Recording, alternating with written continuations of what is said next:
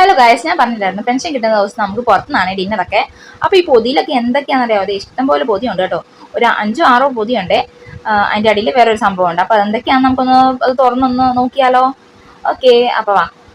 നമുക്ക് ആദ്യത്തെ പൊതിയിലിരിക്കുന്നത് നമുക്ക് ചിക്കൻ ലെഗ് പീസ് ആണ് കേട്ടോ. ഞാൻ ആദ്യം പിള്ളേർക്ക് രണ്ടുപേർക്കും കൊടുക്കുവാണ്. 2 പാത്രം ഞാൻ സൈഡിൽ എടുത്ത് വെച്ചിട്ടുണ്ട് കേട്ടോ.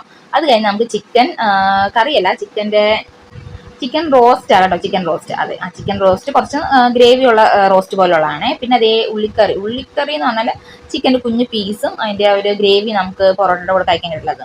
ഈ കാണുന്നത് ബീഫാണ്. ബീഫ് എന്തായാലും പിള്ളേർക്ക് വേണ്ട, മാറ്റി വെച്ചു. ഇത് പനീറാണ്.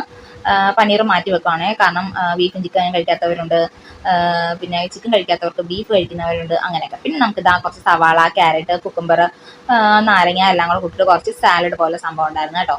പിന്നെ നമ്മൾ പൊറോട്ടയാണ് മേടിച്ചത്. ഒരു 15 പൊറോട്ട എന്തോ ഉണ്ടെന്ന് തോന്നുന്നു കേട്ടോ. നമ്മളൊരു 5-6 പേർക്ക് കഴിക്കാനാണ്. അപ്പോൾ നമ്മൾ അത്രയും പൊറോട്ട ഉണ്ട് കേട്ടോ. അതേ, മോക്ക് ഒരെണ്ണം, മോന് 2 കൊടുത്തിട്ടോ. ഒത്തിരി പാത്രം കഴുകാൻ വയ്യ, അതുകൊണ്ടാണ് ഈ സെപ്പറേറ്റ് പാത്രം എടുക്കാതെ ഒറ്റ പാത്രത്തിന് കറിയും കൂടെ എടുക്കാൻ പറ്റുന്ന രീതിയിൽ നമ്മൾ ഇട്ടേക്കുന്നത്. ഇനി നമുക്ക് അതൊക്കെ ഒന്ന് ടേസ്റ്റ് ചെയ്ത് നോക്കിയാലോ? ഫസ്റ്റ് ഞാൻ ചിക്കൻ ലെഗ് പീസ് ഫ്രൈ ആണ് നോക്കിയത്. അതെനിക്കൊരു ആവറേജ് ആയിട്ടാണ് തോന്നി കേട്ടോ. ഒരുപാട് അങ്ങ് ക്രിസ്പി അല്ലായിരുന്നു, വലിയ കുഴപ്പമില്ലായിരുന്നു കേട്ടോ.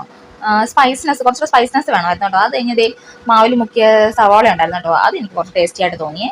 അത് കഴിഞ്ഞ് ഞാൻ ചിക്കൻ റോസ്റ്റ് ആണ് എടുക്കുന്നത്. ചിക്കൻ റോസ്റ്റ് ആണെങ്കിലും അത് ഇച്ചിട്ട് വായി വെക്കാൻ വയ്യ. അതുപോലെ തന്നെ ചില കഷ്ണമൊക്കെ തീരെ സോഫ്റ്റ് അല്ലായിരുന്നു കേട്ടോ. ചില കഷ്ണം മാത്രമല്ല, ഞാൻ പിന്നെ സോഫ്റ്റ് നോക്കി എടുത്തുകൊണ്ടാണ് അത് വലിയ കുഴപ്പം തോന്നാത്തത്. മധുരമായിരുന്നു കേട്ടോ, സ്പൈസ്നെസ്സും ഇല്ലായിരുന്നേ. എനിക്ക് തോന്നുന്നു ഉപ്പ് കൂടിപ്പോയിട്ട് അവർ കുറച്ച് പഞ്ചസാര വാരിയിട്ടുണ്ടാവും, അതുകൊണ്ടാണ് അങ്ങനെ ഒരു ടേസ്റ്റ് വന്നതെന്ന്.